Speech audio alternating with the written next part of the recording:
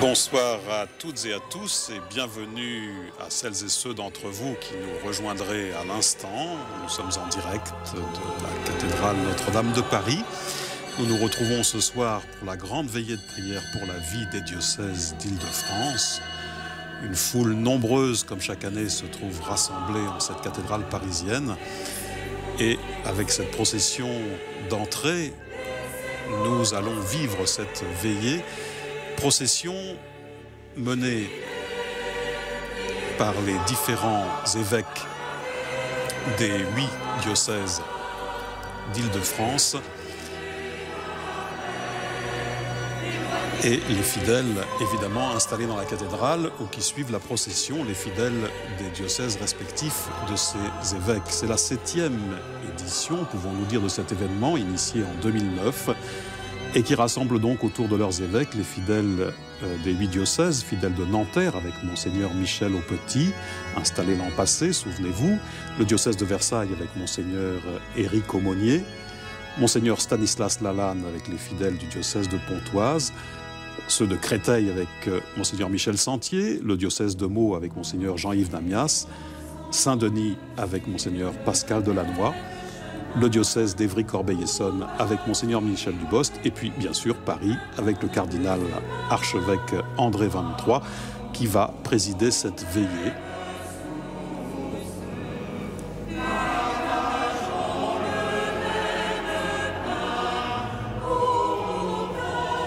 Rappelons que cette veillée de prière pour la vie est organisée et portée par l'ensemble des diocèses d'Île-de-France. Bien évidemment, nombre de prêtres, de vicaires généraux et d'évêques auxiliaires participent également à cette veillée, notamment Monseigneur Éric de Moulin-Beaufort, évêque auxiliaire de Paris, qui est l'une des principales chevilles ouvrières de l'organisation de cet événement. Un mot pendant la procession sur le déroulement de notre veillée. Il y aura d'abord, après la procession d'entrée, l'accueil, le mot d'accueil de Monseigneur XXIII, cardinal archevêque de Paris. Et puis ensuite, c'est justement Monseigneur de Moulin-Beaufort qui présentera la soirée, qui commencera par 2 témoignages de personnes consacrées, alternés avec le chant des psaumes. Et puis il y aura bien sûr la proclamation de l'Évangile, l'Évangile selon Saint Jean, suivi de l'homélie du cardinal. Ensuite, nous aurons un 3e témoignage, toujours d'une personne consacrée, un frère carme. Et ce sera alors le temps de la prière proprement dite avec la litanie d'action de grâce et d'intercession. Et ensuite, après la prière du Notre Père, eh bien, dernier temps de la veillée, il y aura la prière d'engagement proposée chaque année à cette occasion et la prière à la Vierge Marie, la bénédiction et l'envoi.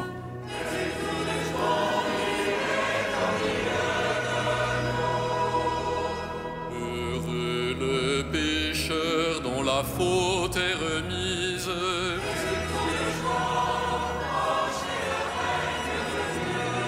Le Christ est venu pour détruire le péché.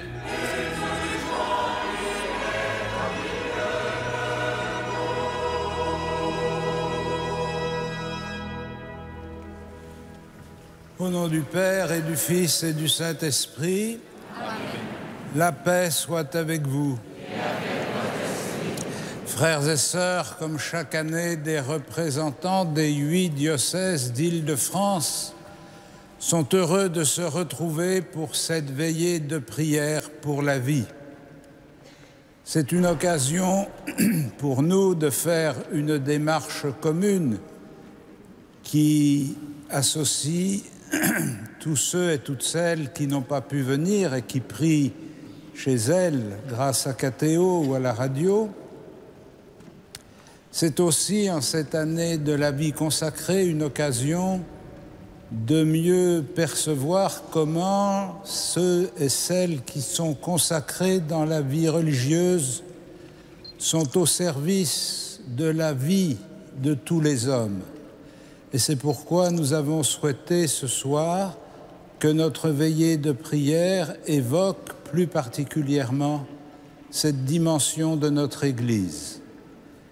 Tous ensemble, nous serons heureux d'entendre le témoignage des consacrés dans leur service de la vie et nous serons heureux d'intercéder pour tous nos frères. Asseyez-vous.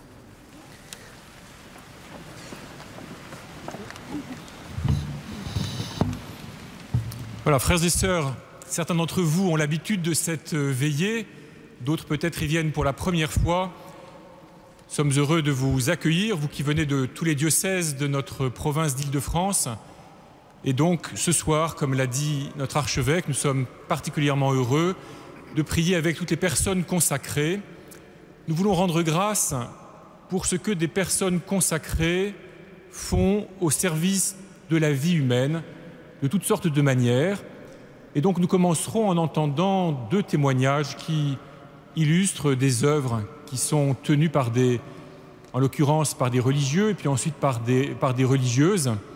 Mais ce n'est un petit regard sur la multitude des œuvres que des personnes consacrées au cours des siècles de l'histoire de l'Église ont lancé, ont animé, ont créé pour venir au secours de la vie humaine partout où elle est vulnérable, partout où elle est menacée, partout où elle a besoin de manière particulière d'être accompagnée, portée par la tendresse de Dieu et par la sollicitude des frères et des sœurs humains. Et puis, après avoir prié, rendu grâce, après avoir entendu l'Évangile et l'homélie que nous donnera l'archevêque, alors nous aurons un témoignage qui nous permettra de voir un peu, de sentir comment la vie consacrée en elle-même est une mise en œuvre de la beauté, de la bonté de la vie humaine. Comment non seulement la vie consacrée est un signe de l'évangile de la vie en étant au service de la vie humaine de toutes sortes de manières, mais comment le fait même que des hommes et des femmes baptisés dans le Christ consacrent leur vie dans le Christ, consacrent leur vie au Christ, dans la pauvreté, la chasteté et l'obéissance, nous fait voir aussi quelque chose de la beauté de la vie humaine. Et ainsi, nous pourrons ensuite prier pour demander à Dieu la grâce d'être nous-mêmes des porteurs, des signes, des acteurs, si l'on peut dire, de cette beauté, de cette bonté de la vie humaine. Mais tout d'abord, frères et sœurs, pour entrer ensemble dans cette célébration, invoquons l'Esprit Saint. Levons-nous pour demander à l'Esprit Saint d'habiter nos cœurs.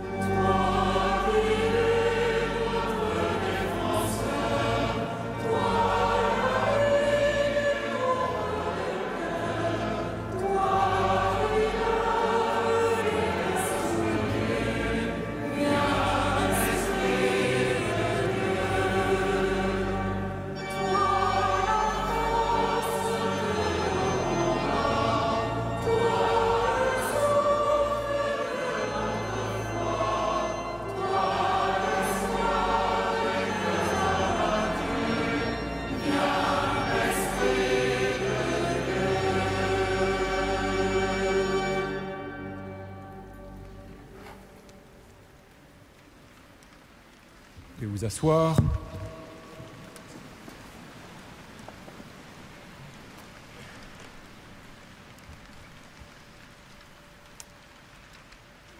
Les frères de Saint Jean de Dieu sont nés de la conversion d'un Espagnol au XVe siècle, si je ne me trompe, donc qui s'est appelé ensuite Jean de Dieu, qui après avoir mené une vie pleine d'aventures, a décidé de se consacrer entièrement au service des malades et des pauvres.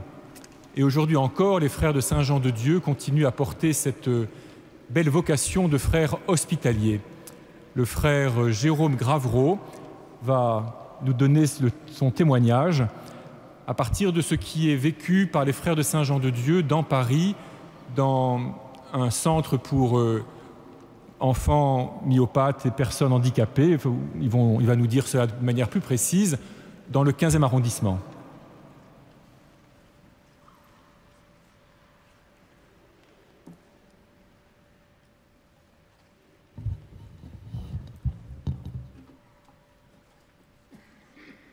Je m'appelle frère Jérôme, de l'ordre hospitalier des frères de Saint-Jean-de-Dieu. Je suis content de témoigner de l'apostolat de l'ordre hospitalier en cette soirée de prière pour la vie. Je vis et je travaille au service du centre Saint-Jean-de-Dieu de la rue de Javel, dans le 15e arrondissement de Paris. Ce centre, fondé en 1858, comprend aujourd'hui 3 structures. La première structure est un IEM, c'est-à-dire un institut d'éducation motrice qui compte 90 jeunes handicapés physiques, internes et externes. Ils suivent un cursus scolaire adapté, bénéficient des soins nécessaires à leur handicap, kinésithérapeutes, infirmiers, psychologues, etc.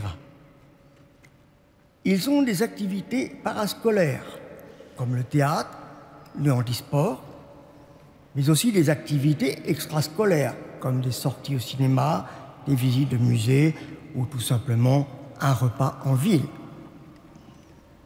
La seconde structure est une USEP, c'est-à-dire une unité de soins pour enfants polyhandicapés, qui compte une 40aine d'enfants, tous externes. C'est une unité de soins, d'éveil et d'occupation. La troisième structure, enfin, est une MAS, une maison d'accueil spécialisée, avec une 40aine de résidents adultes handicapés physiques. C'est un lieu de vie dans lequel les résidents sont chez eux et reçoivent des soins adaptés. Dans chacune de ces structures, le résident est le centre d'attention d'une prise en charge holistique de sa personne. Le centre compte environ 300 salariés.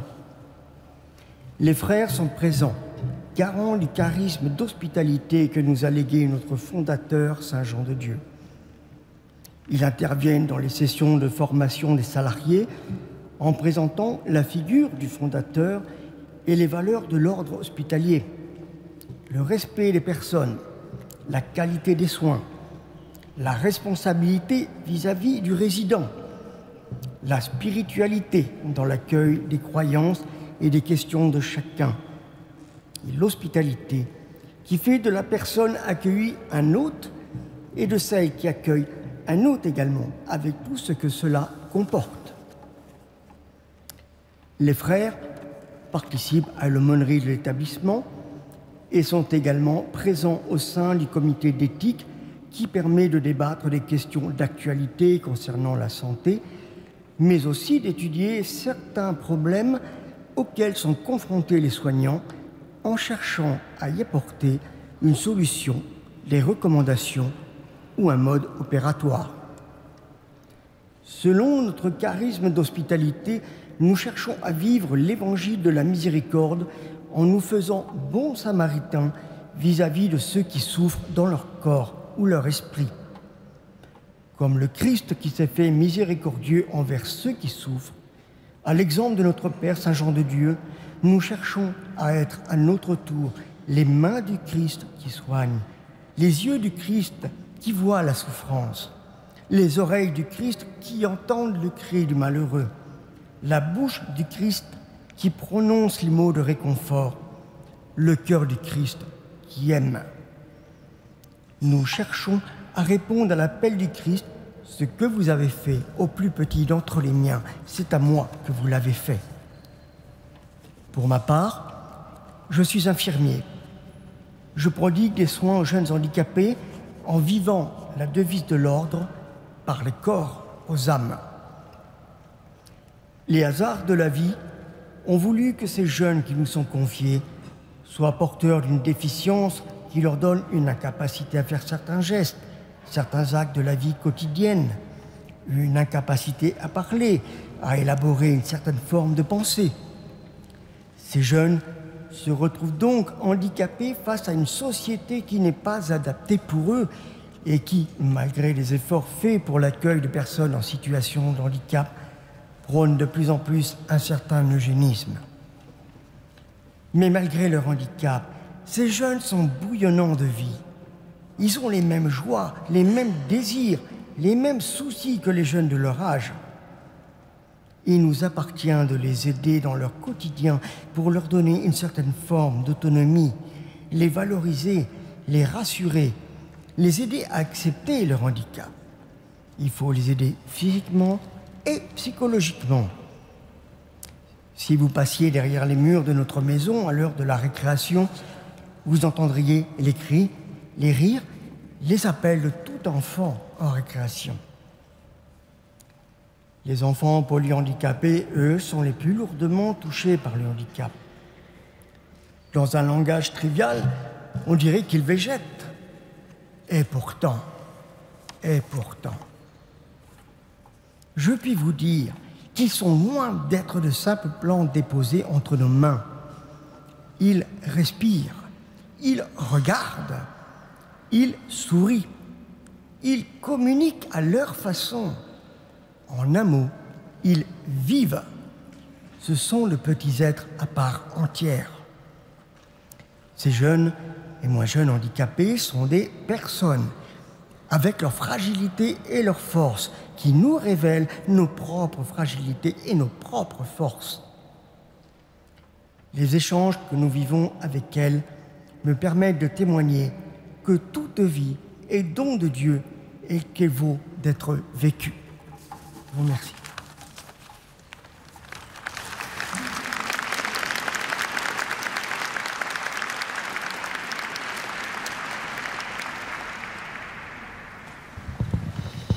Avec le psaume 8, frères et sœurs, chantons le don que Dieu nous a fait de cette vie qui nous fait si fragile et si grand en même temps.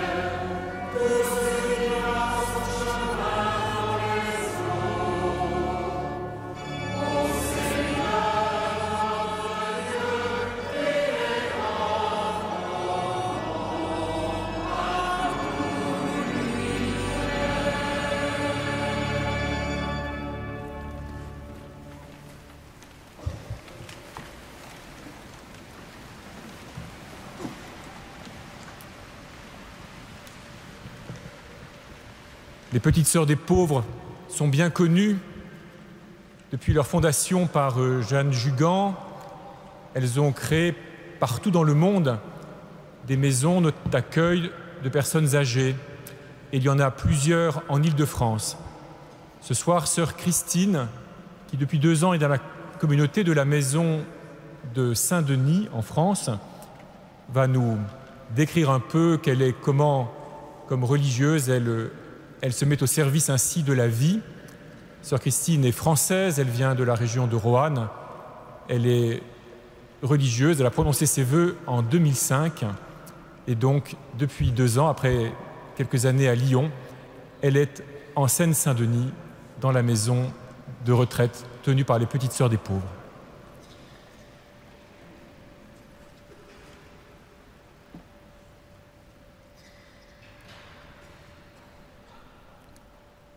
Petites Sœurs des Pauvres, nous accueillons à Saint-Denis 62 personnes âgées dans un établissement d'hébergement pour personnes âgées dépendantes et 20 personnes en logement foyer.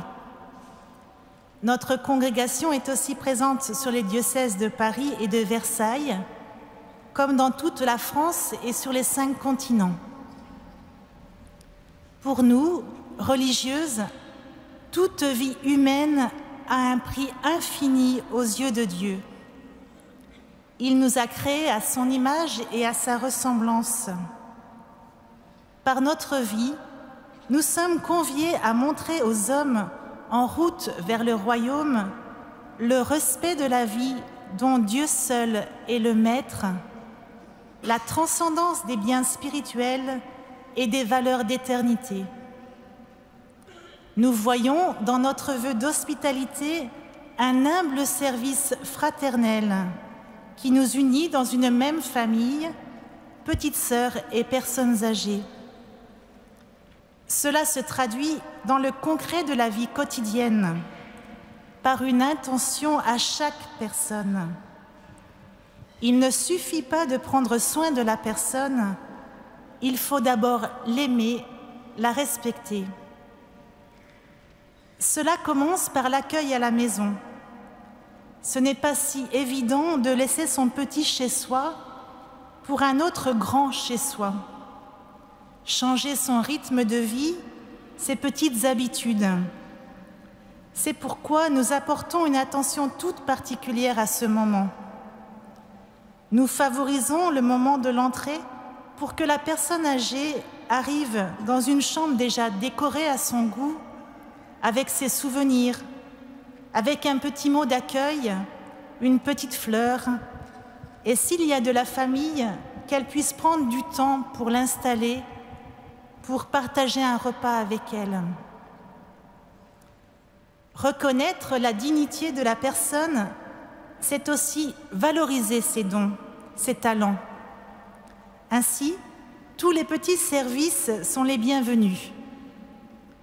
En parcourant la maison, vous pouvez voir des personnes à l'atelier de couture ou qui plient le linge, d'autres qui aident à mettre la table ou qui épluchent des légumes, d'autres font du jardinage, certains aident à la liturgie ou à l'accueil, d'autres vont faire une petite course pour leurs voisines. Les exemples sont multiples. Il suffit juste d'être attentif aux talents de chacun pour susciter l'envie de rendre service. Notre fondatrice Sainte Jeanne Jugan disait « Rendre les pauvres heureux, c'est tout ». Il faut pour cela que la personne perçoive qu'elle est importante pour quelqu'un, pour sa famille, pour les petites sœurs, pour un bénévole qui vient la visiter, pour des jeunes qui viennent pour des animations à la maison. Nous essayons aussi, comme dans une famille, avec nos faiblesses et nos limites bien sûr, de rechercher les petites joies quotidiennes, toutes simples, un sourire, un petit mot d'encouragement, le souhait d'une fête, d'un anniversaire. Tous ces petits détails, si simples, mais qui rendent la vie plus belle. Nous sommes aussi convaincus que le Christ est présent dans chaque être humain, en toute personne, même diminuée physiquement ou psychiquement. En écoutant de nouveau les conseils de Sainte Jeanne Jugan, n'oubliez jamais que le pauvre, c'est notre Seigneur. nous essayons de toujours rechercher cette présence du Christ dans la personne. Cela demande beaucoup de respect dans les soins ou l'attention que nous pouvons apporter aux personnes âgées malades, celles qui ne peuvent plus s'exprimer. Savoir les entourer délicatement, comprendre dans leur regard, dans leurs cris, l'expression de leur visage, leurs besoins, leurs désirs, leurs souffrances, pour pouvoir les soulager. Le sommet de notre action apostolique est la veille des mourants. C'est si important à ce moment-là pour la personne qui va rejoindre son Seigneur de ressentir une présence, un soutien. Car ce passage, s'il est naturel, n'est pas toujours facile. Il peut être un vrai combat. Il faut accepter les détachements que la mort entraîne. Nous restons auprès des mourants, nuit et jour, et nous y invitons la famille quand elle en a le désir. C'est un moment fort. Par notre prière discrète, nous sommes un peu comme des veilleurs dans la nuit qui guettent les signes de l'aurore, qui aident à faire le passage par l'intercession des saints et de tous ceux qui nous ont précédés. Pour finir, ou plutôt pour commencer, notre action en faveur de la vie se manifeste dans la prière. Prière communautaire, prière liturgique ou prière personnelle. Par l'intercession de la Vierge Marie et de Saint Joseph, nous faisons monter vers le Père notre action de grâce pour la gratuité de ses dons, pour la beauté de la vie, de toute vie. Et nous prions pour qu'elle soit respectée en tout lieu et à tout moment.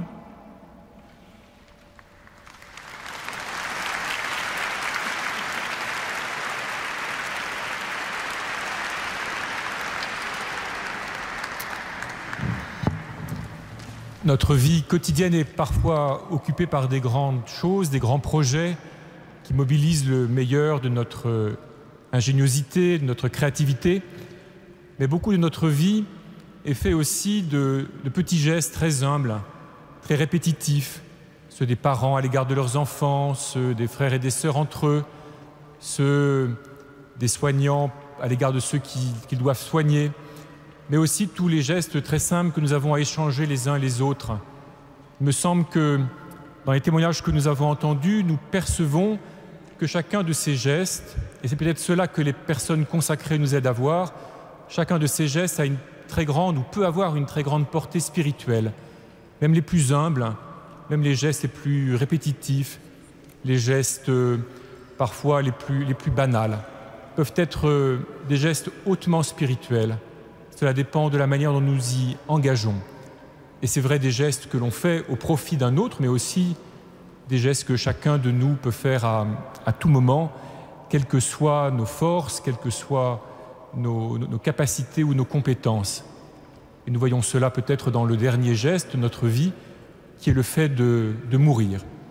Alors avec le psaume, ensemble, frères et sœurs, chantons Dieu qui nous donne de vivre des jours, et chaque jour comme un jour qu'il nous donne, dans lequel nous pouvons parfois visiblement, parfois très mystérieusement ou énigmatiquement grandir.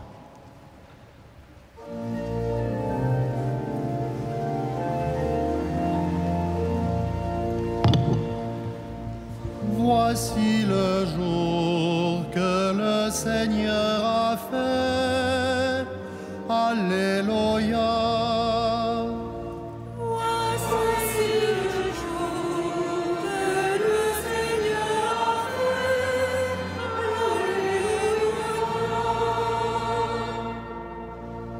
Rendez grâce au Seigneur, il est bon. Oui, que le dise Israël. Que le dise la maison d'Aaron. disent ceux qui craignent le Seigneur. L'Éternel est son amour. Voici le jour que le Seigneur a fait. Alléluia. Voici le jour que le Seigneur a fait. Alléluia.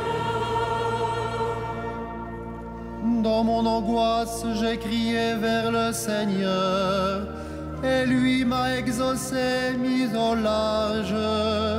Le Seigneur est pour moi, je ne crains pas. Que pourrait un homme contre moi? Le Seigneur est avec moi pour me défendre, et moi je braverai mes ennemis. Voici le jour que le Seigneur a fait. Alléluia. Ouvrez-moi les portes de justice, j'entrerai, je rendrai grâce au Seigneur. Celui-ci aborde le Seigneur, ils entrent les justes. Je te rends grâce car tu m'as exaucé, tu es pour moi le salut. La terre rejetée bâtisseur est devenue la pierre d'angle. C'est là l'œuvre du Seigneur, la merveille devant nos yeux. Voici le jour que fit le Seigneur, qu'il soit pour nous jour de fête et de joie. Donne, Seigneur, donne le salut. Donne, Seigneur, donne la victoire. Béni soit le nom du Seigneur, celui qui vient. De la maison du Seigneur, nous vous bénissons.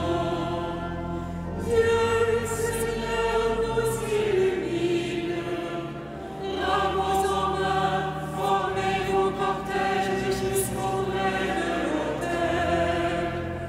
Tu es mon Dieu, je te embrasse.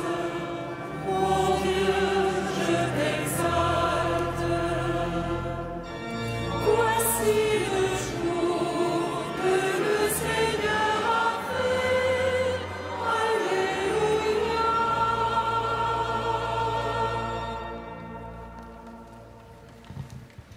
Nous pouvons nous asseoir pour quelques minutes de silence, 1 ou 2 minutes de silence pour reprendre ce que nous avons entendu et présenter à Dieu ce que nous voulons lui présenter.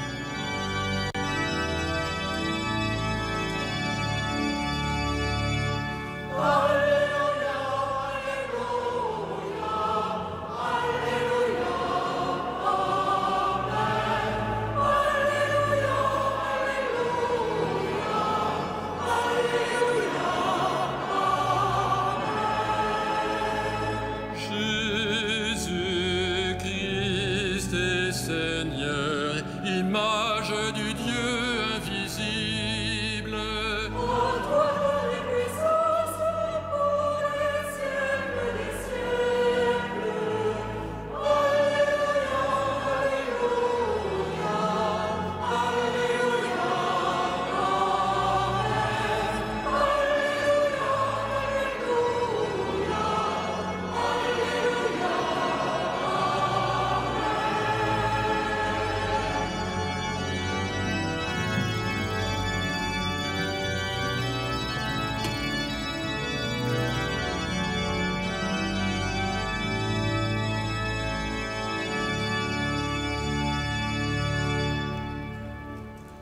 Le Seigneur soit avec vous. Évangile de Jésus-Christ selon saint Jean.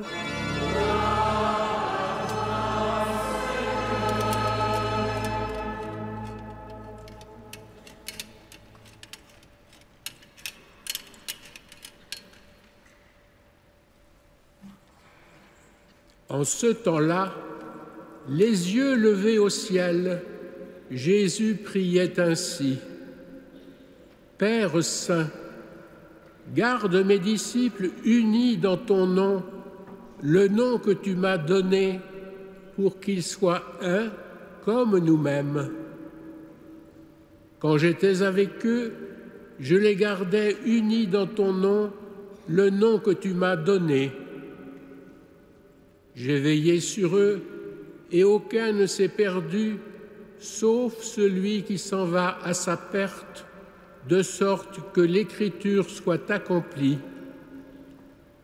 Et maintenant que je viens à toi, je parle ainsi dans le monde, pour qu'ils aient en eux ma joie et qu'ils en soient comblés. Moi, je leur ai donné ta parole, et le monde les a pris en haine, parce qu'ils n'appartiennent pas au monde, de même que moi, je n'appartiens pas au monde. Je ne prie pas pour que tu les retires du monde, mais pour que tu les gardes du mauvais. Ils n'appartiennent pas au monde, de même que moi, je n'appartiens pas au monde. Sanctifie-les dans la vérité. Ta parole est vérité. De même que tu m'as envoyé dans le monde, moi aussi je les ai envoyés dans le monde, et pour eux je me sanctifie moi-même, afin qu'ils soient eux aussi sanctifiés dans la vérité. Acclamons la parole de Dieu.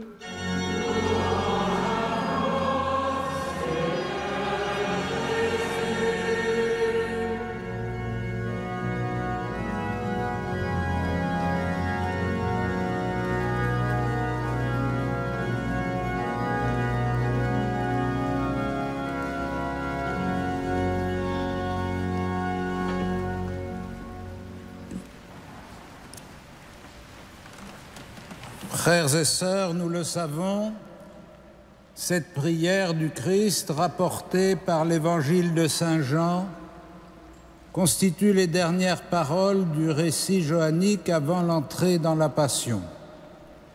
C'est dire combien elle rassemble le cœur du message du Christ et le désir qu'il a de mieux faire comprendre ce qu'il est venu faire et ce à quoi il appelle les hommes.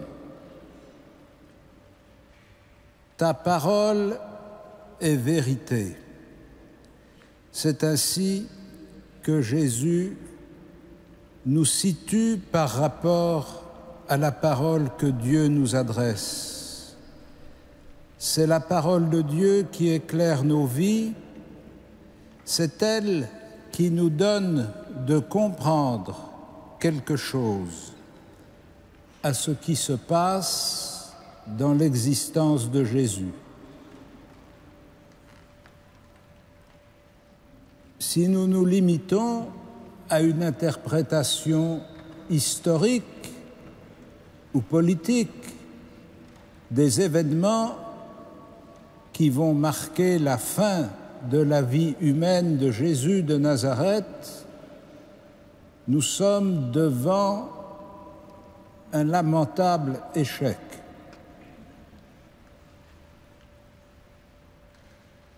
Et les péripéties de son procès, puis des moments qui l'ont suivi, avec le couronnement d'épines, la flagellation, la dérision du manteau royal qui lui est imposé,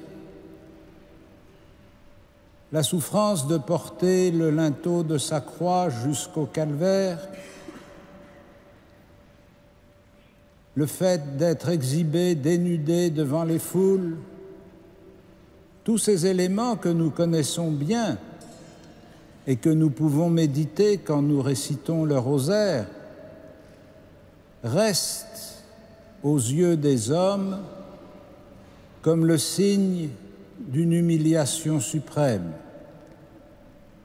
au point que ceux qui en sont témoins peuvent douter que Dieu ait vraiment choisi cet homme-là et qu'il l'ait abandonné à ce point. Faut-il se demander si Jésus est mort dans la dignité? Faut-il se demander ce qu'il ressentait lui-même, ce que ressentaient les gens qui l'apostrophaient, ce que ressentaient ceux qui le moquaient? À vues humaines, c'est une mort ignominieuse, au point que dans beaucoup de cultures qui n'ont pas été évangélisées, le signe de la croix, le signe du crucifix, du Christ sur la croix, était perçu comme un signe négatif. Comment adhérer à une religion ainsi fondée sur l'injustice et la mort? C'est pourquoi il est tellement important que Jésus, dans sa prière, comme il l'a fait dans le discours après la scène, donne à ses disciples quelques éléments pour comprendre que l'enjeu de ce qui se déroule devant eux n'est pas ce que voient les yeux, mais ce que discerne la foi. Il est sanctifié par l'offrande qu'il fait de sa vie, et l'offrande qu'il fait de sa vie est une expression de la gloire de Dieu. Selon le très beau titre du grand livre de théologie de Hans Urs von Balthasar, La gloire et la croix, nous sommes invités à découvrir le mystère de la gloire de Dieu dans le mystère de l'anéantissement de Jésus.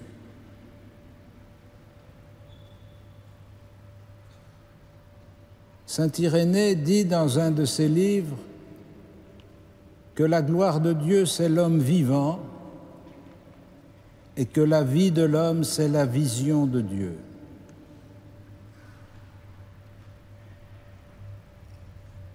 La gloire de Dieu, c'est l'homme vivant. Mais que mettons-nous sous la vie de l'homme? Quelles mesures, quels critères mettons-nous en œuvre pour apprécier si un homme est vivant?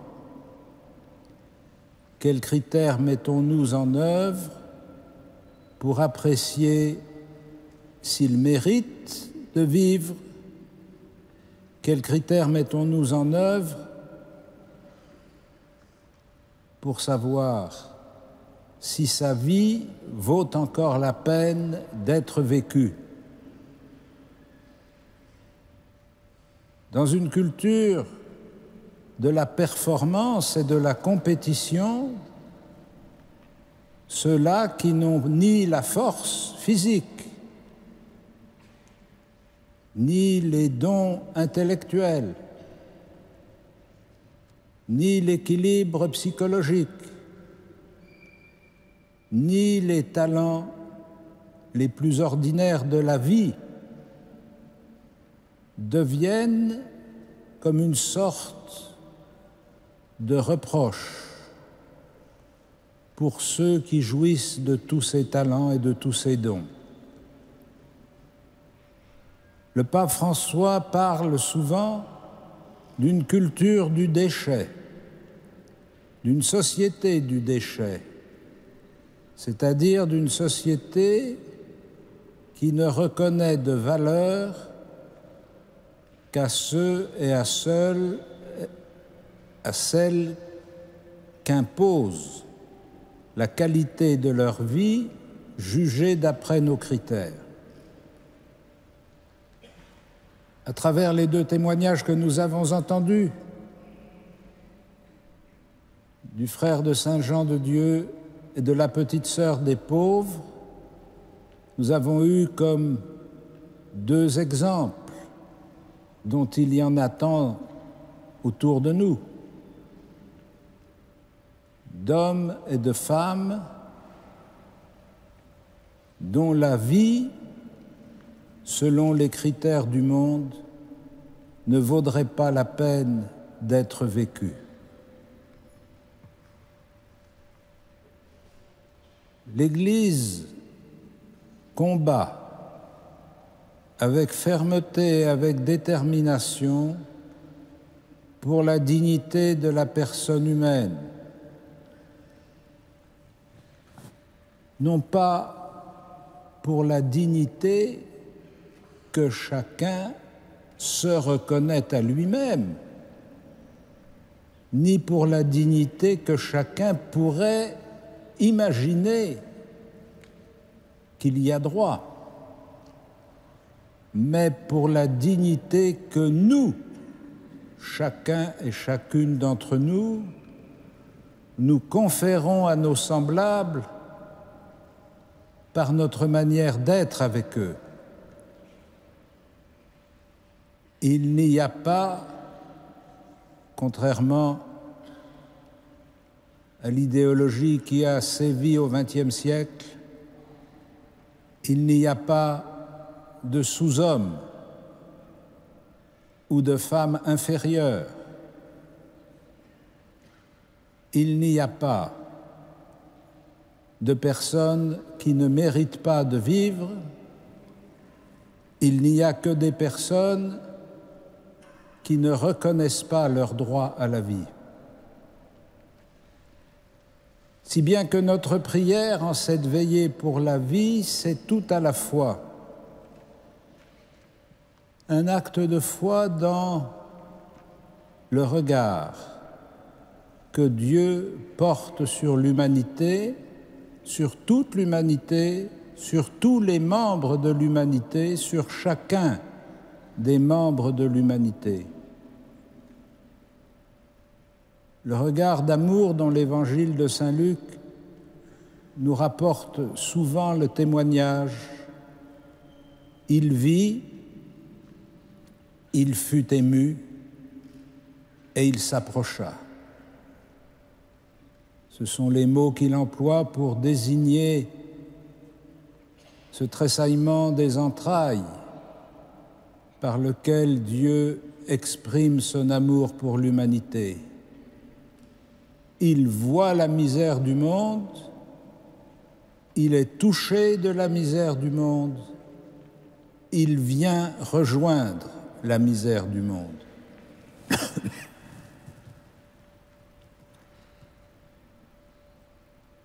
Prier pour la vie, c'est supplier Dieu qu'il change nos regards, qu'il change nos critères de jugement, qu'il fortifie notre désir de reconnaître la dignité de nos frères et de nos sœurs, de chacun et de chacune d'entre elles, à tel point qu'aucune créature en ce monde puisse soupçonner, ne fût-ce qu'un instant, que son existence n'importe à personne.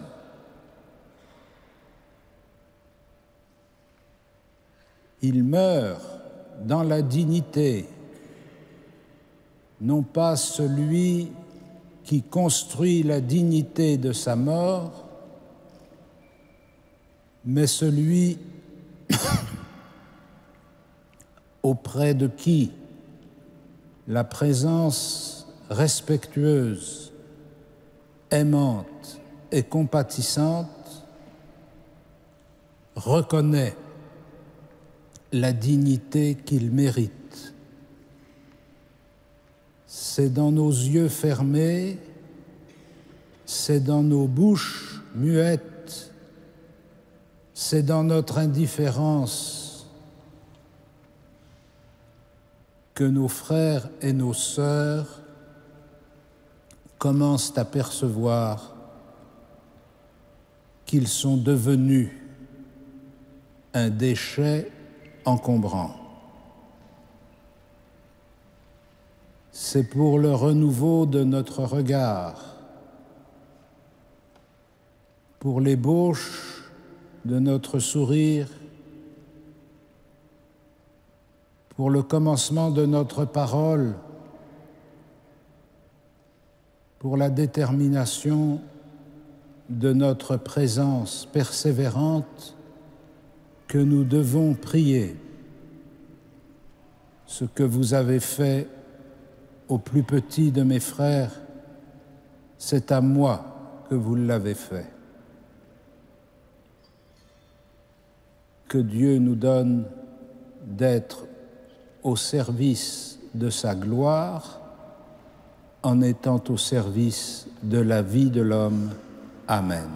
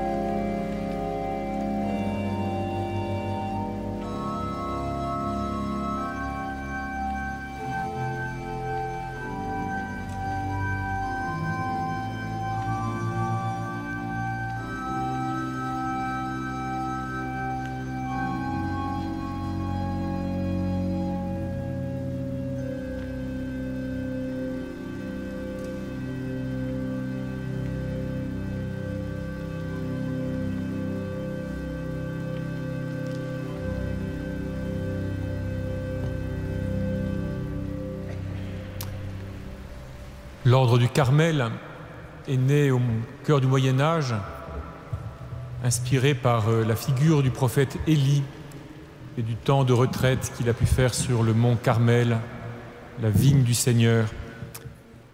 Cet ordre a été réformé, vous le savez, par sainte Thérèse d'Avila et saint Jean de la Croix et beaucoup d'autres. C'est dans cette tradition du Carmel que le frère Olivier Rousseau vit. Et c'est à partir de cette tradition qu'il va essayer de nous dire comment donc la vie consacrée dans l'Église, telle qu'elle est vécue aujourd'hui, manifeste la beauté, la grandeur, la dignité de la vie humaine, peut-être sans doute même à rebours de ce que facilement nos cultures peuvent imaginer. Les témoignages que nous entendons ce soir émanent de personnes consacrée dans la vie religieuse, mais nous n'oublions pas que la vie consacrée, comme on l'appelle aujourd'hui, est faite de formes très multiples, qu'il y a des vierges consacrées, qu'il y a des instituts séculiers, et si je décrivais toutes les formes, j'en oublie en le disant. La vie consacrée est très diverse, elle est plus ou moins visible. Mais au cœur de notre Église, elle est un grand don que Dieu nous fait. Et nous voulons lui en rendre grâce aujourd'hui en cette année de la vie consacrée, en cette veillée de prière pour la vie, pour pouvoir nous tous vivre mieux et respecter mieux, aimer mieux la vie humaine en nous-mêmes et dans nos frères et sœurs.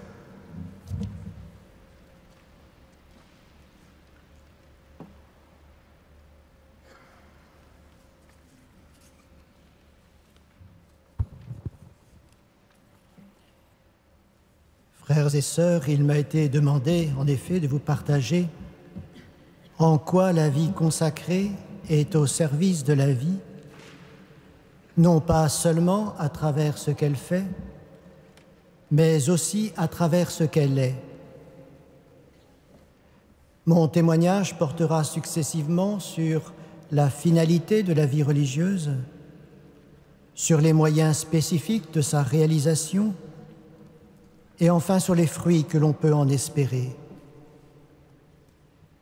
Je le ferai à partir de mon expérience, caractérisée par la vie communautaire, sachant, comme cela vient d'être rappelé, que d'autres formes de vie consacrée témoignent aussi du don de Dieu en étant plus enfouies dans la vie du siècle.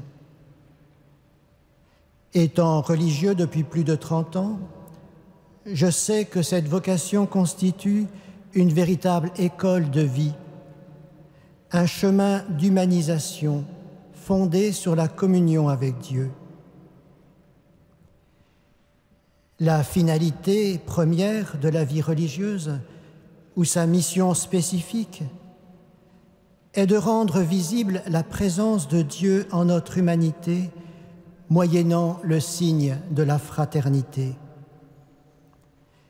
Cette communion fraternelle entre des personnes qui ne se choisissent pas est un don de Dieu fécond pour la vie de l'Église et du monde.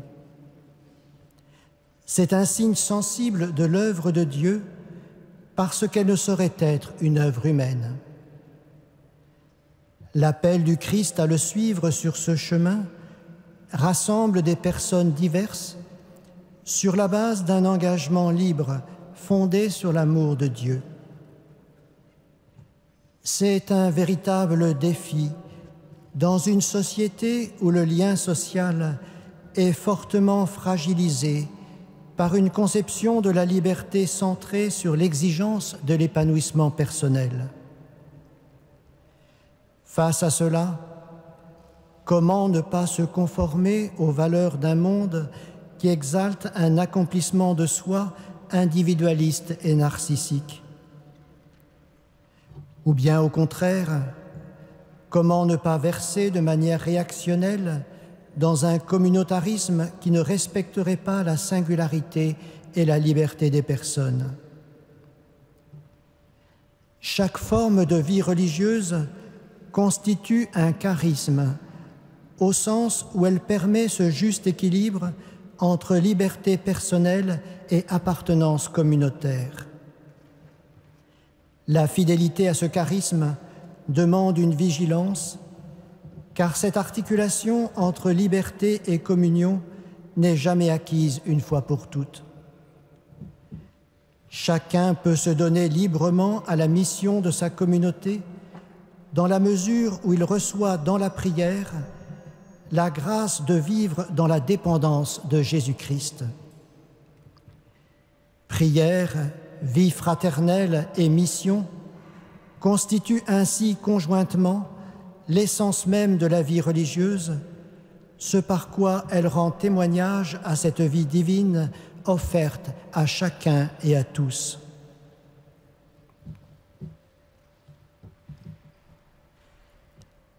Pour mettre en œuvre, selon des équilibres variés, cette articulation entre prière, vie fraternelle et mission, la vie religieuse dispose de moyens spécifiques. Ce sont les vœux d'obéissance, de pauvreté et de chasteté. Ces 3 vœux déterminent un chemin grâce auquel la vie religieuse peut témoigner de la fécondité du don de soi. Ces vœux engagent en effet la personne à vivre l'expérience d'une véritable dépossession d'elle-même pour se laisser engendrer dans le Christ à la fraternité des enfants de Dieu. Le vœu d'obéissance nous dépouille de notre volonté propre afin que nous vivions au service d'une mission commune. Le vœu de pauvreté nous dessaisit de la propriété personnelle afin de fonder la vie commune sur le partage des biens et une réelle dépendance mutuelle. Le vœu de chasteté nous détache de liens affectifs exclusifs afin de permettre une vie fraternelle ouverte à toute relation. La vie religieuse accomplit ainsi ce culte spirituel qui consiste à s'offrir soi-même en sacrifice vivant, saint et agréable à Dieu, selon l'exhortation de Paul aux chrétiens de Rome. Elle le fait, non pas en se conformant au monde présent, mais en contestant une quête mondaine de réalisation de soi vécue en compétition avec les autres. L'offrande de soi à Dieu, faite une fois pour toutes lors de la profession religieuse, doit permettre jour après jour ce renouvellement de notre intelligence par lequel il est possible de discerner dans la communion fraternelle quelle est la volonté de Dieu, ce qui est bien, ce qui lui est agréable, ce qui est parfait. La vie religieuse conduit ainsi à vivre librement de vrais renoncements, afin que notre existence soit réellement remise en toute confiance au Christ que nous sommes appelés à suivre sur ce chemin. Celui qui conserve sa vie la perdra, et celui qui perdra sa vie pour l'amour de moi la retrouvera, déclare Jésus. Tout baptisé est appelé à en faire l'expérience par sa consécration au Christ dans l'esprit des béatitudes, mais la vie religieuse offre des moyens spécifiques pour suivre ainsi Jésus avec un cœur de pauvre.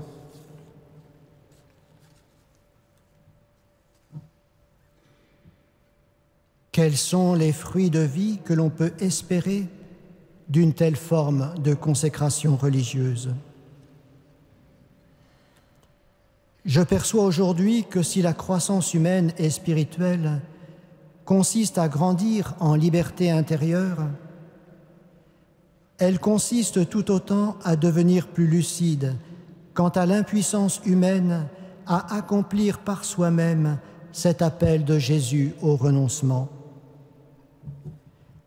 La recherche de soi se glisse toujours plus ou moins sous les nobles vêtements de l'altruisme. Pourtant, le désir de se donner vraiment par amour m'apparaît plus que jamais comme la seule raison d'être de la vie religieuse. Un tel désir ne saurait être une illusion, puisque cette vocation est authentifiée par l'Église.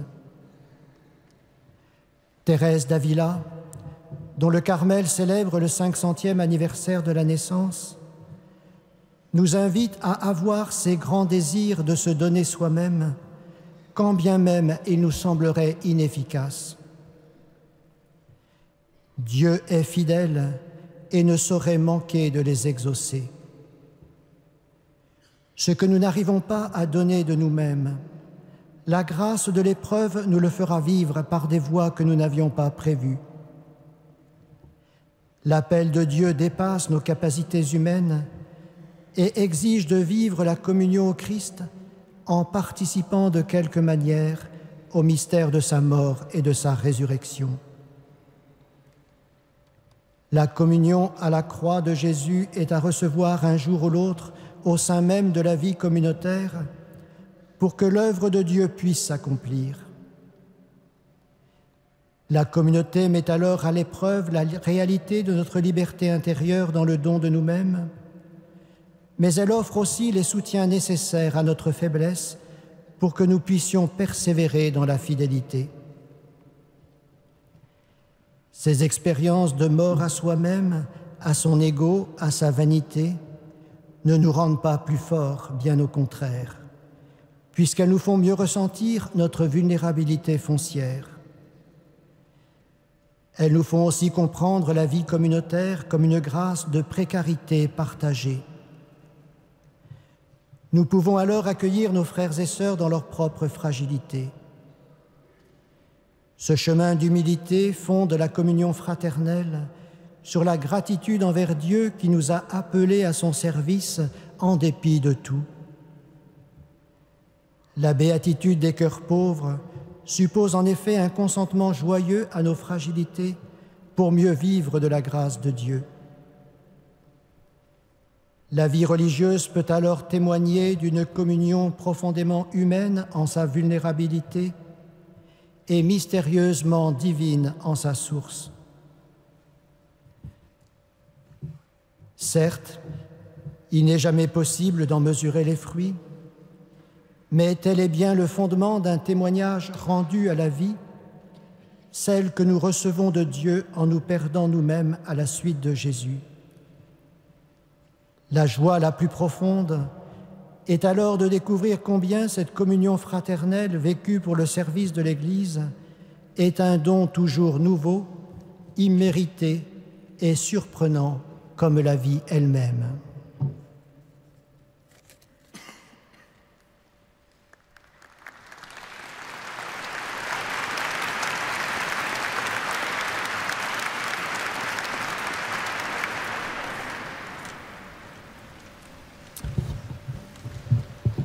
En cette année de la vie consacrée, il nous est donc donné de réaliser que Dieu fait se lever à travers tous les temps, toutes les époques, y compris la nôtre, même si on aimerait sans doute qu'il y ait plus de vocations, de personnes consacrées, mais Dieu fait toujours lever des hommes et des femmes qui osent vivre la vie humaine, non pas simplement dans la recherche de l'efficacité, de la possession, du plaisir, de la facilité, mais en essayant d'ouvrir leur vie, de recevoir leur vie comme un don de Dieu et de l'ouvrir aussi à la relation fraternelle, à la fraternité comme une anticipation de la communion éternelle.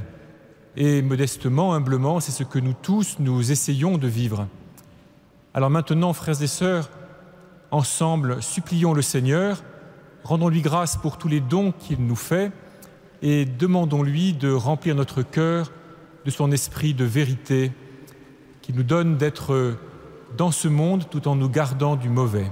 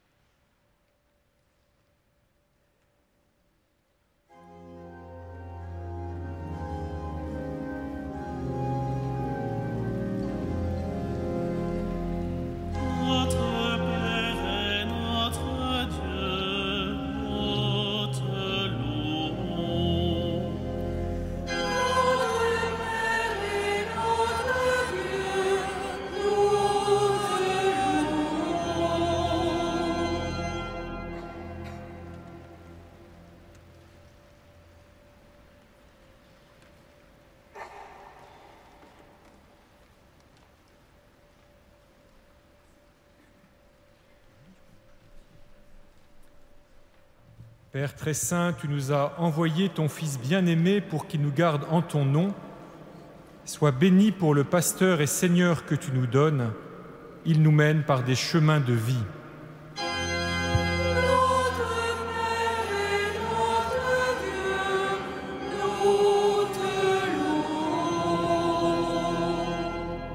Père très saint, à la prière de ton Fils bien-aimé, tu nous gardes du mauvais. Sois béni pour l'Esprit Saint que tu envoies sur nous. Il nous rend forts pour vivre en ce monde. Notre Père et notre Dieu, nous te louons.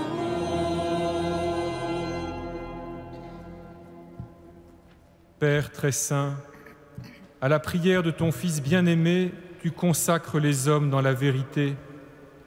Sois béni pour le grand don du baptême. Il nous fait découvrir la beauté de notre condition humaine.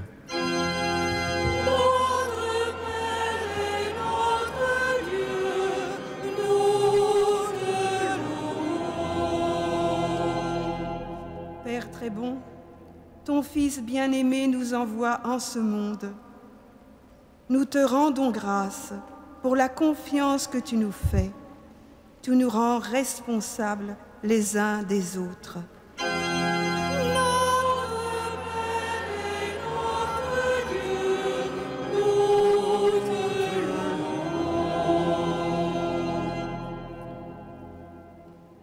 Dieu très bon, ton Fils bien-aimé en choisit certains parmi nous pour qu'ils lui soient consacrés. Nous te rendons grâce, en ses frères et ses sœurs consacrés, tu nous donnes de voir déjà la joie du royaume.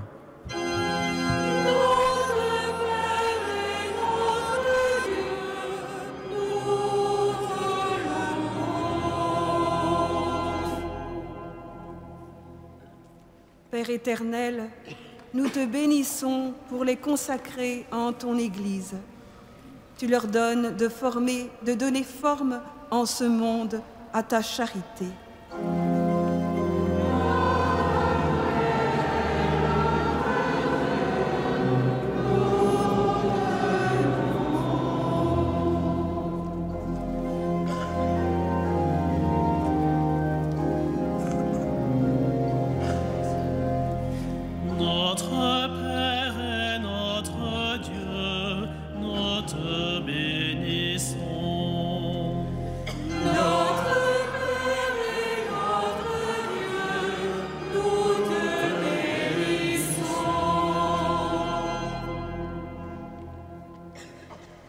Père éternel, nous te bénissons pour les consacrer en ton Église. Leurs œuvres prolongent les grands gestes de miséricorde de ton Fils bien-aimé.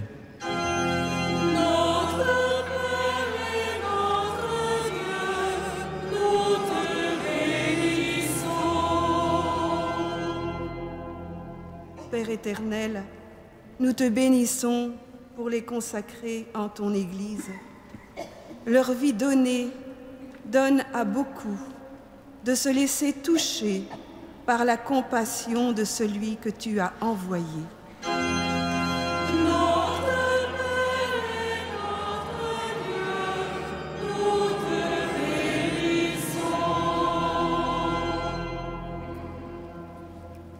Père éternel, par les consacrés, tu promets à l'Église de ton Fils la victoire sur le mauvais.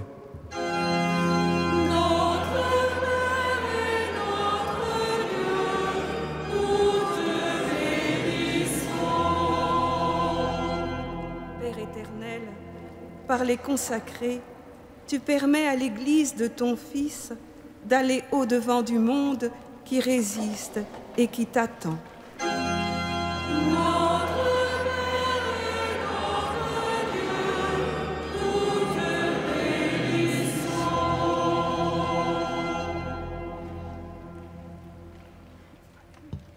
Père miséricordieux, nous te supplions, donne à l'Église de ton Fils de servir toujours en tout homme la vérité de la vie humaine. Notre Père, nous te supplions.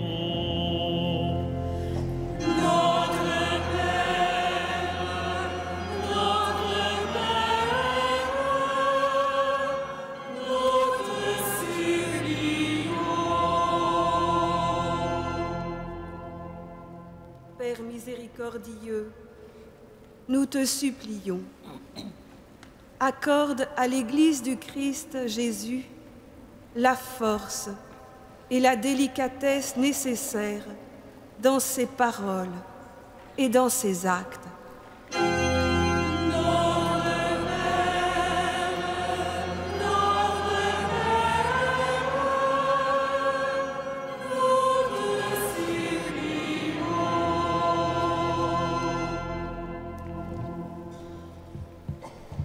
Père miséricordieux, nous te prions, à tous ceux que tu as consacrés par le baptême, envoie ton esprit de sainteté, qu'ils vivent et agissent dans la vérité qui sanctifie.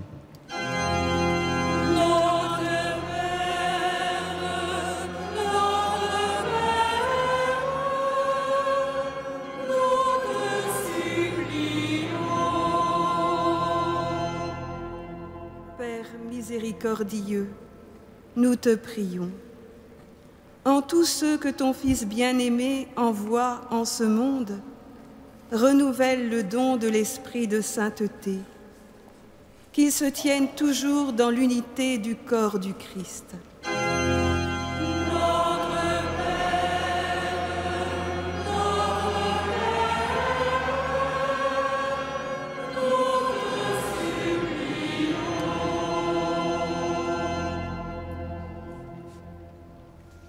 Père créateur, entends la prière de ton Fils bien-aimé.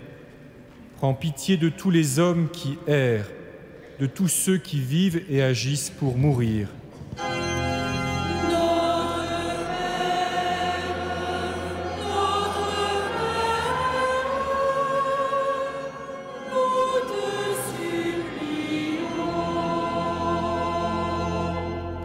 Père créateur, entends la prière de ton Fils bien-aimé. Attire à ton Fils tous ceux que nous te confions, en particulier tous ceux qui aujourd'hui sont devant des choix de vie ou de mort.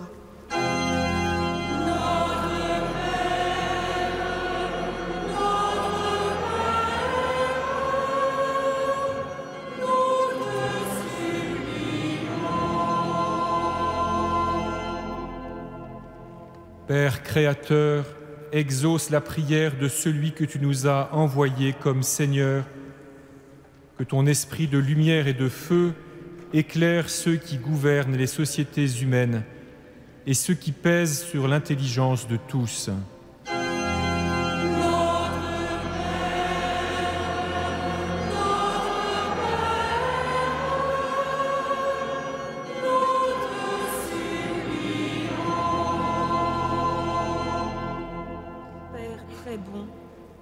Exauce la prière de celui qui s'est sanctifié pour nous.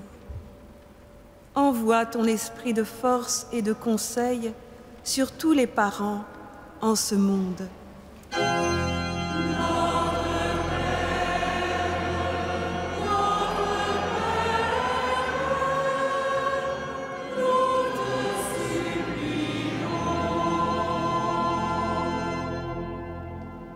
Père très bon, exauce la prière de Jésus qui est entré dans ta gloire, que ton esprit consolateur relève ceux qui sont blessés, qu'il donne de l'espérance à ceux qui sont tombés, qu'il suscite pour chacun des témoins de ta vérité.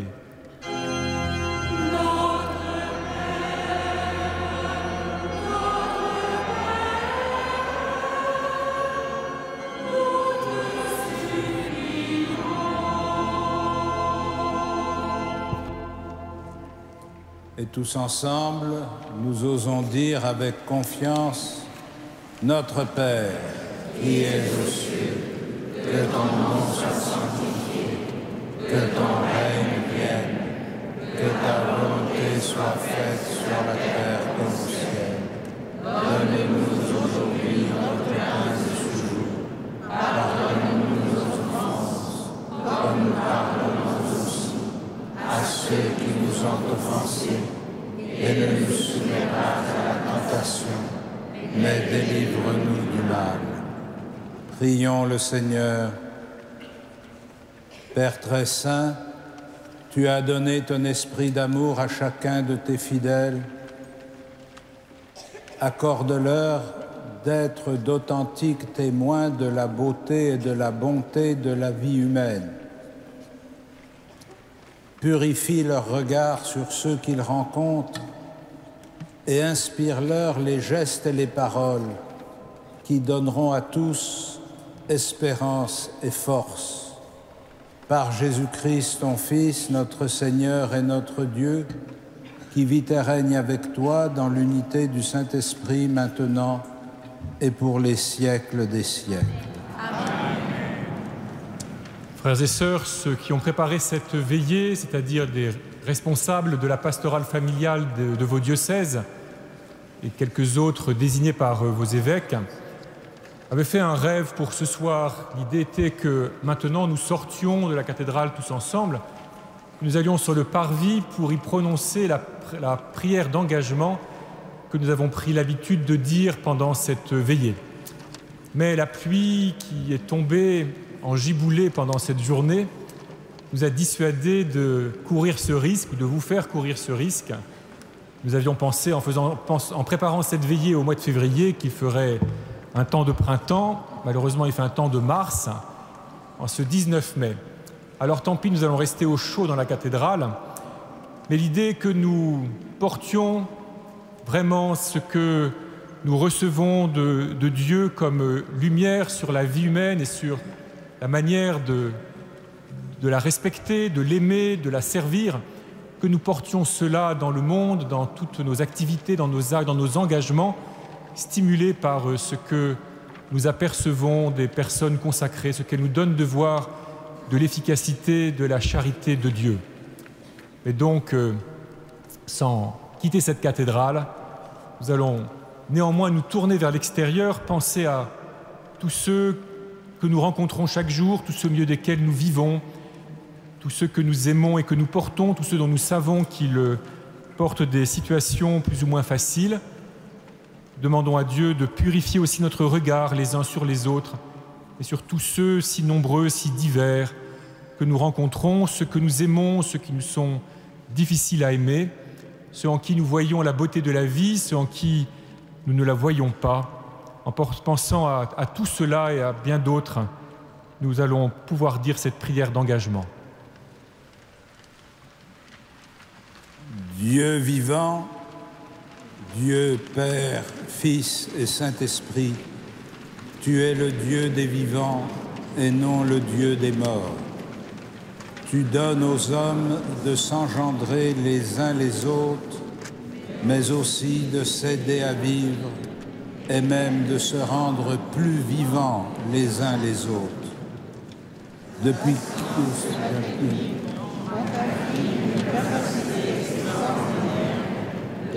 comprendre les mécanismes de la vie et de les maîtriser tout à fait. Inspire-nous, hommes, un profond respect de la vie humaine.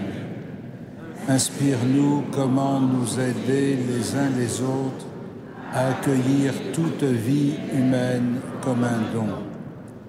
Inspire aux médecins et aux chercheurs les voies de recherche utiles qui permettront de soigner les maladies les plus graves.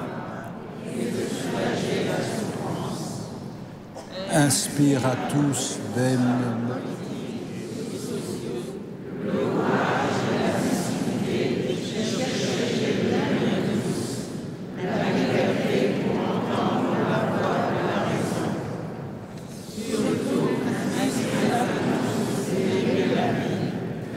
Donne à chacun d'apprendre à aimer la vulnérabilité de son corps.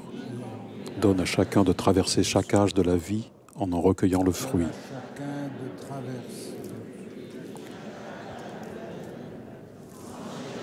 Sans chercher à l'esquiver.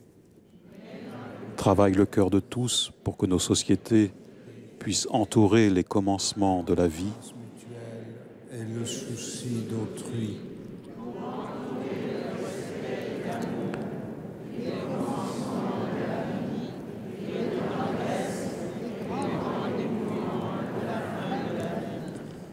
Nous, tes enfants, baptisés dans la mort et la résurrection de Jésus, nous te demandons d'affermir en nous le respect de la vie humaine. Que ton Esprit Saint nous fortifie pour que nous sachions par nos actes de chaque jour, par notre manière de regarder les autres et de nous regarder nous-mêmes, témoigner de la beauté de la vie humaine à chacune de ses étapes. Dieu très bon, ce soir, me confiant à l'intercession de la Vierge Marie, porté dans la communion de ton Église, je m'engage à garder tes commandements. Je m'engage à mettre en œuvre l'évangile de la vie et chacun de mes actes, par l'accueil inconditionnel de tout être humain, dès sa conception et jusqu'à sa mort, par un regard sans concupiscence sur les autres, par le respect du mariage tel que tu en as fait le don aux hommes, par l'attention à mes paroles et à mes gestes pour me garder de tout mépris ou jugement, par le service des plus fragiles et la reconnaissance de leur haute dignité. Je m'engage à un effort continu pour chercher à connaître et à comprendre le discernement de ton Église sur les pouvoirs que l'humanité acquiert et pour m'y conformer. Seigneur Dieu, Créateur et Rédempteur, je connais ma faiblesse, je te rends grâce pour le don de l'Esprit Saint qui me permet de reconnaître l'évangile de la vie. Que cet esprit me soutienne dans les choix qui se présenteront à moi au long des années, qu'il m'aide à grandir dans la confiance dans le jugement de l'Église, qu'il conforme mon cœur de pierre en cœur de chair. Sainte Vierge Marie, Mère de Dieu, Mère des croyants, Mère de l'Église, toi qui as accueilli dans ta chair le Verbe de Dieu, toi qui as accompagné ton Fils jusqu'au pied de la croix, toi qui as reçu des disciples comme s'ils étaient ton Fils, que ton intercession maternelle nous entoure toujours. Dans le temps d'épreuve, qu'elle nous donne de goûter pleinement la joie en rendant grâce, qu'elle nous assure toujours du pardon à recevoir, veille sur ceux et celles qui aujourd'hui sont devant des décisions délicates, qui se demandent où est le bien. Demande pour eux l'esprit de lumière et de force. Prie pour nous, pauvres pécheurs, maintenant et à l'heure de notre mort. Amen.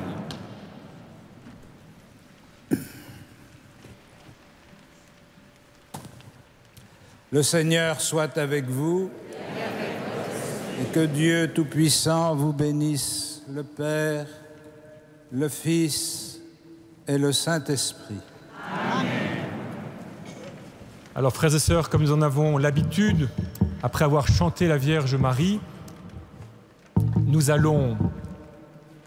les évêques vont se mettre en rang au pied des marches de l'autel et vous pourrez venir recevoir une image souvenir de cette veillée. Ça peut être l'occasion aussi de saluer votre évêque si vous le voulez.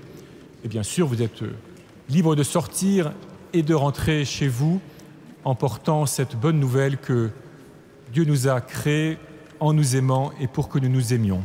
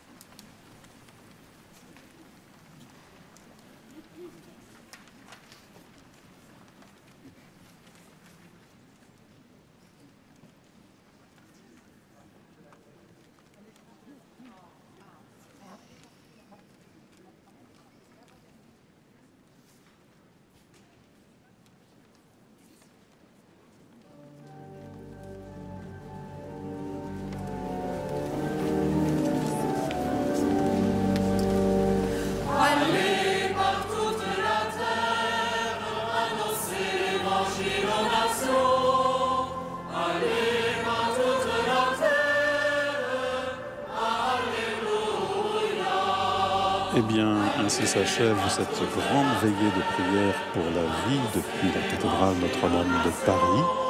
Veillée nourrie, vous l'avez entendu, plus particulièrement cette année, par la parole donnée à 3 consacrés, 3 témoins de tous ces hommes et de toutes ces femmes qui œuvrent au service de la vie, au service des plus faibles, des plus petits, les enfants, les malades, les personnes handicapées, les personnes âgées et bien sûr tant d'autres.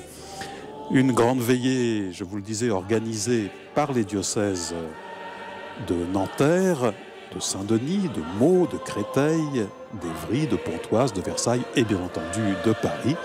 Et donc, présence de ces milliers de fidèles, y compris les prêtres, les diacres, les évêques auxiliaires, milliers de fidèles venus donc de tous ces diocèses et qui, vous le voyez maintenant, reçoivent de leurs évêques une image souvenir de cette veillée 2015. Au cours de son homélie, le cardinal archevêque de Paris, Monseigneur André XXIII, nous a mis en garde en utilisant le mot déchet, culture, société de la culture du déchet, tel que le pape l'utilise également.